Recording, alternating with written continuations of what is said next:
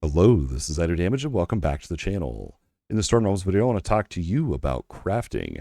We're going to cover everything here from what affixes you should be looking for, how crafting actually works, different modifiers you can find on your gear, and how I set up my gear when it comes to favoring items that are crafted or those purple stance items. I can't wait to talk about it with you all right now. In Dwarven Realms, you can find 5 different rarities of gear. You have white, blue, yellow, purple, and red. All of these can be crafted on other than your purple items. The purple items are more of your stance item, and all that stance means when you hear that is just what weapon you are using.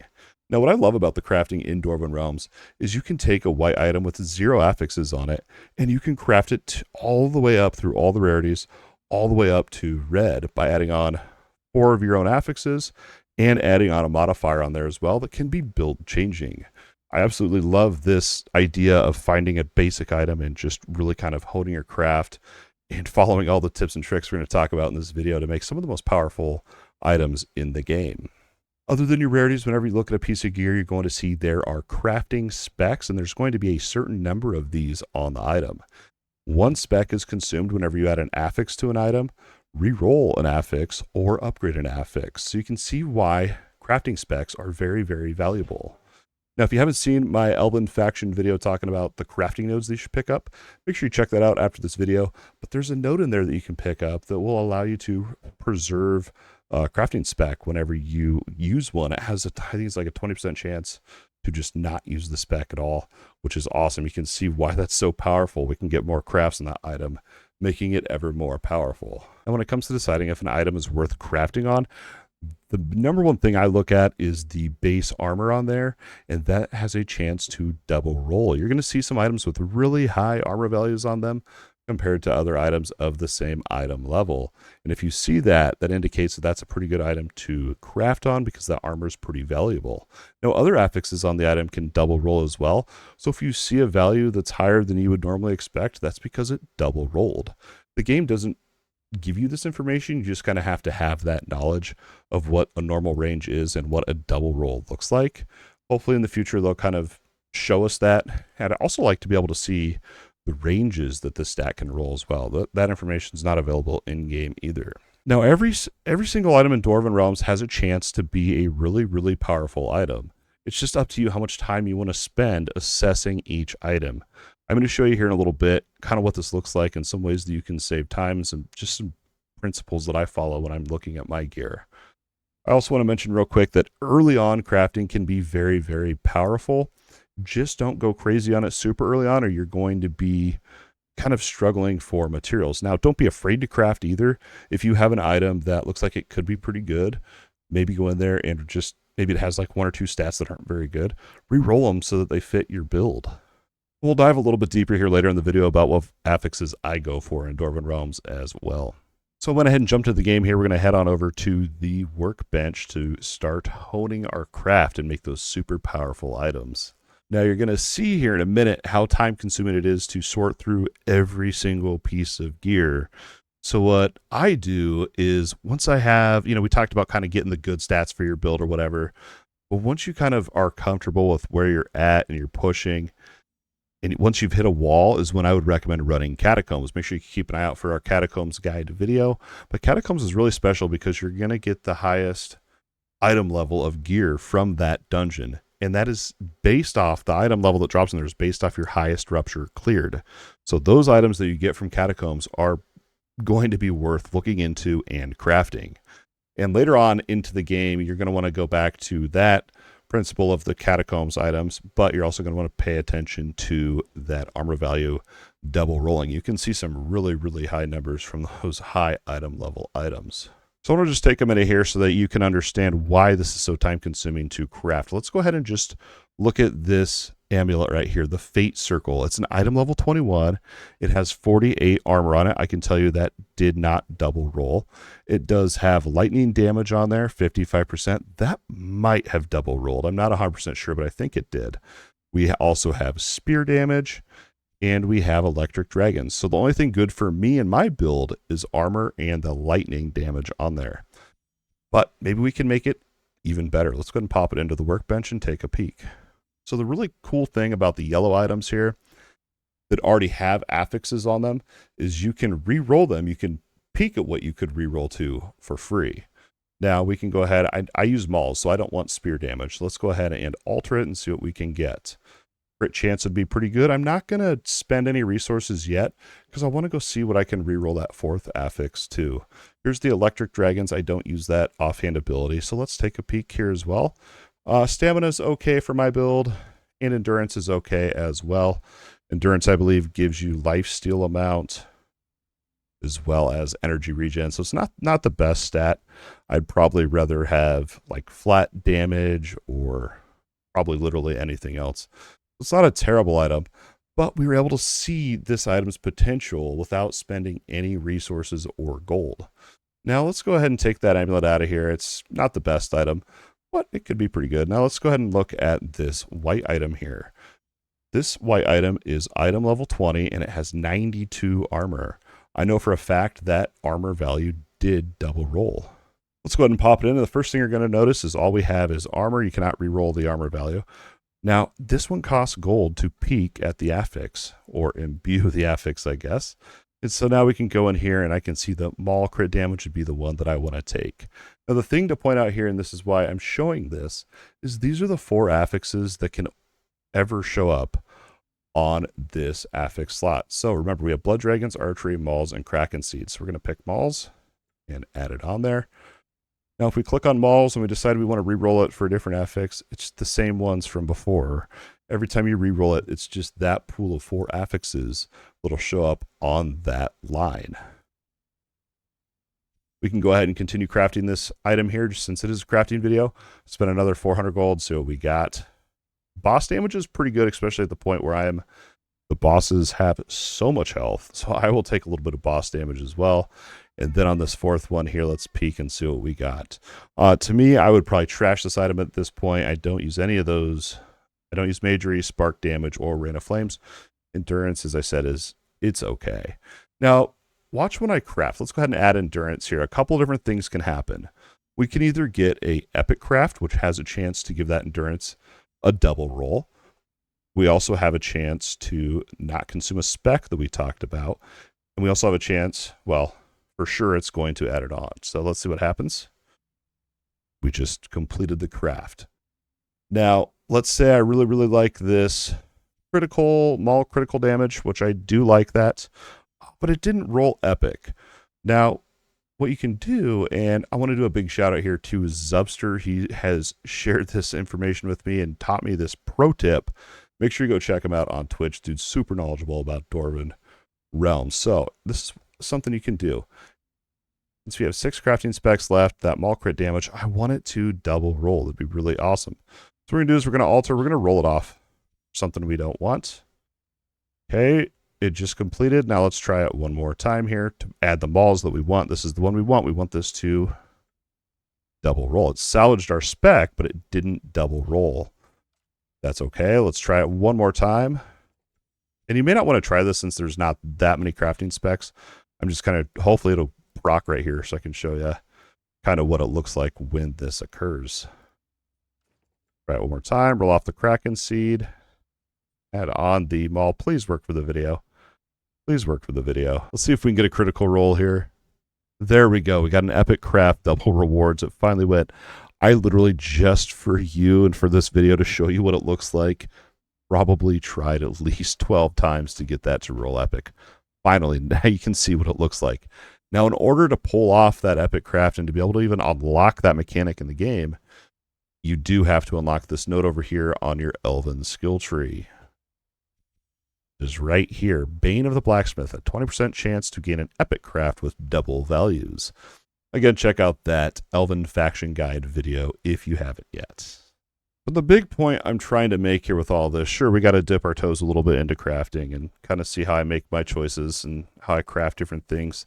And again, I probably wouldn't have re-rolled as much as I did on that amulet because it used so many specs that now even if it did double roll, I couldn't even upgrade it. So keep that in mind as well. But my whole point in this is when you're playing Dwarven Realms, Runner Ruptures, you're going to get so much loot. Now imagine each piece of loot. Imagine going in here and peeking at all of these to see if they're good. for 200 plus items. That's very, very, very time consuming. Now, if you're patient enough to do that, more power to you. You might find some really insane items through that. For me personally, I have come up the way that I filter them out, and it's through that looking at the base armor on there and see if that base armor double roll. You can see I have a crazy roll armor here on my chest piece, 161 armor, pretty crazy. And then also that item level. That's really, honestly, that the base armor is the big deciding factor on if I'm going to even craft on it or not. I know we've covered a lot here in the video, and thank you guys so much for hanging out. There's just one more thing here I want to point out is when you are crafting an item or adding on a brand new affix, it is significantly cheaper than re-rolling one. For example, here we're going to imbue one. You can see it costs 240 gold up front, and then it costs these animal parts over here, which is a whole different resource than what the other ones will cost to reroll. I'll show you here. I wouldn't want to go for maul damage, by the way. Maul damage does not scale your offhand. It's just your stance crit damage and stance crit chance that will scale your offhands. So we would not have actually wanted the maul damage on there. But now to re-roll one of these, so if I found an item that had all these affixes on there to re-roll, you can see it costs significantly more materials and of a different type. Some of these, especially early on, can be very, very costly. So just be aware of that, and that's another reason why those white items that have no affixes on them have potential to be obviously better and cheaper to craft, but they also have a chance to be really powerful because you have all those affixes to choose from. I know we've covered quite a bit again here in the video. That's really everything about crafting and kind of deciding what to craft. Now let's go ahead and talk about what are you looking for while you're crafting. And I'm just going to rattle off and talk about these affixes that I go for in every build. The very first one is just flat damage. Flat damage is really, really powerful in Dwarven Realms.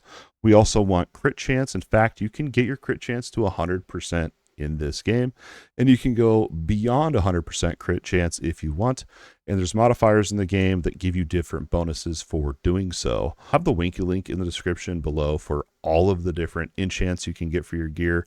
They're actually called monograms within Dwarven Realms. I refer to them as mods, enchants, monograms. It all means the same. So anyway, yeah, you can get your crit chance up to 100%. And then if you manage to do that, obviously crit damage is just going to be really, really good. You also have, I mentioned it earlier, your stance crit chance, stance crit damage, which scale your offhand. Your stance damage does not scale your offhand as far as I know, unless they've changed it since launch. You also want to look for damage to your elemental type and the offhand skill that you're using. I think that should be pretty obvious as well. I'm using static charge, so I would be looking for static charge damage. Now on the elemental damage, I'm running a lightning build, so obviously I want lightning damage. But my pet, if you saw our pet guide video, if you haven't, make sure you check it out after this video and the Elven Faction video. Hopefully you guys are enjoying all the Dwarven Realms guides videos anyway. But you can get a pet that allows it so that another element will scale your damage. So my pet is a lightning pet. There's an affix on there that says lightning damage will also benefit from arcane damage. So if you have that pet, the other version you can get is where lightning benefits from your fire. So just pay attention to which pet you have, and then you're looking for 2 different types of elemental damage on your gear as well. Other than that, those are going to be like your main damage stats that you're looking for. You're also going to look out for maximum health. You're going to want to look out for maybe a little bit of endurance. I think that's a little bit lower on the priority list. And you're going to also want to be looking for energy regen. Energy regen is really important in this game because if you don't have enough, you're not going to be able to spam your Q and R abilities. And if you're trying to spam your ability and you run out of energy, you can be stuck in a situation where you can't dodge out and end up dying. So you always want to make sure you have, I usually aim for at least 35 to 40 energy regen. The more the better. You can have too much energy regen, so it's always good just to test in town with your attacks and dodging to make sure you're good on the energy regen front. A good way to get energy regen is from the purple items. We're going to break down all the item slots here, but the 3 main slots that you cannot modify that you could get energy regen is your chest, glove, and pants. And you can also find energy regen on your crafted gear as well. I think currently I have like 80 regen, and it's way more than enough. I probably could get rid of some of it. The last little bit here that I want to talk about when it comes to affixes is lifesteal. I've seen some questions about if it's good. I personally like using lifesteal. It has two parts to it. You have lifesteal chance and lifesteal. Lifesteal is your actual amount that you're going to heal, and it's a percentage based. So no matter how much health you have, you're going to steal that percentage of your life. So if you have 1,000,000 health, you're in your 50% lifesteal, you're going to heal half your life, 500k. If you have 1,000 health in your lifesteal, you're going to heal for half of it. It doesn't matter. It works with no matter how much health you have. Obviously, the more lifesteal you have, the more of your health globe you're going to fill up. And then the life chance is just your chance to lifesteal. I try to aim for around 30-40% on the low end. Obviously, the higher the better. If you get it high enough and you're always lifestealing and your lifesteal's 40-50%, you're always going to be healing instantly and not even need to really use your health potions at all. I am a big fan of lifesteal in Dwarven Realms. I've always just liked using it. It's just, I think it's a cool mechanic to use, and it's just so straightforward to use as well. Thank you so much for hanging out here today. I know we've covered quite a bit in this video. I got a little bit more here I want to talk about. I want to talk to you about mods. We're not going to do a massive deep dive here. I just kind of want to do a nice little overview so you know what kind of setup to look for, because I've seen questions like, should I use crafted gear or purple gear? And I'm going to go ahead and break that down for you right now. In Dwarven Realms, you have 10 different item slots. 7 of these you can put on your own modifier onto that can be build defining. These slots are your helmet, boots, relic, amulet, bracers, weapon, and ring. These can all be modified, and you can add on your own monogram enchantment onto it. You just have to have 4 affixes crafted on there, then pop it into the monogram throne and enchant to the one you want. Keep in mind this enchant cannot be switched. Once you pick one and put it on that item, it's on that item forever. This is another reason why when you're finding gear and deciding what to craft on, if you see a red item, you might think that's a red item, that's really rare. But if the modifier on there is not something you want, then that item is completely trash for the most part. That's why I feel like the white, blue, and yellow items are more valuable than the red items, because I can pick whatever enchant to put on there. All right, now you're wondering, how do I find monogram enchants? What should I be farming for these? Well, it depends on what modifier or enchantment or monogram you are looking for. Every single item slot in the game has a different source of finding these enchants.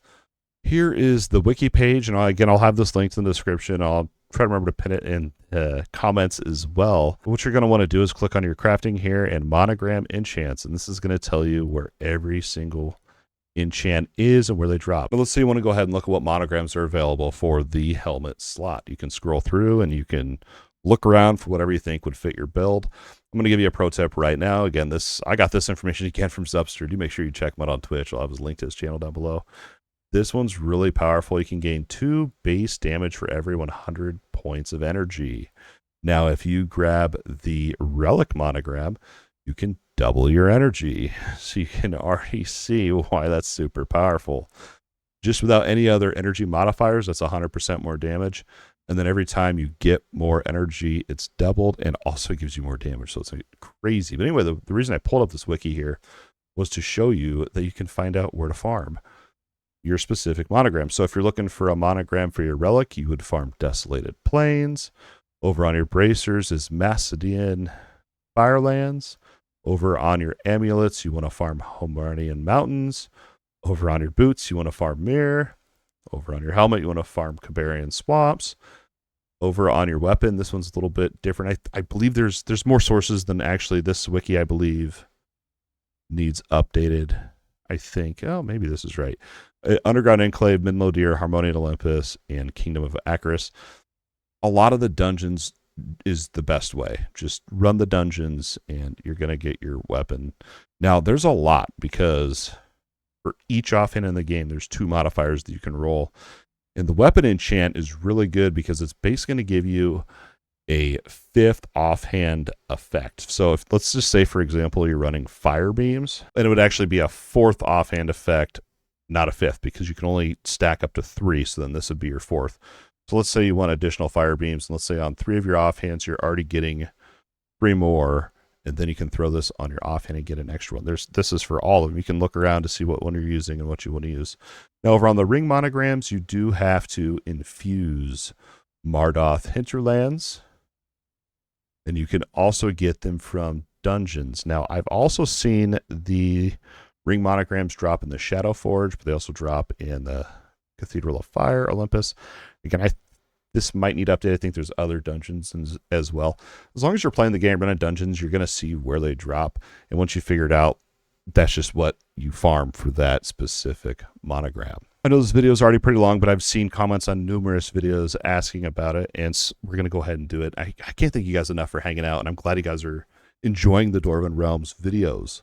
Let's go ahead and break down exactly how I have my gear set up and some just closing thoughts on all of this. We're going to go ahead here and just break down what modifiers and what gear you should and use this kind of loosely. I highly encourage you to test out your own setup and your own monograms and your own gear. It's also going to depend on what gear you find.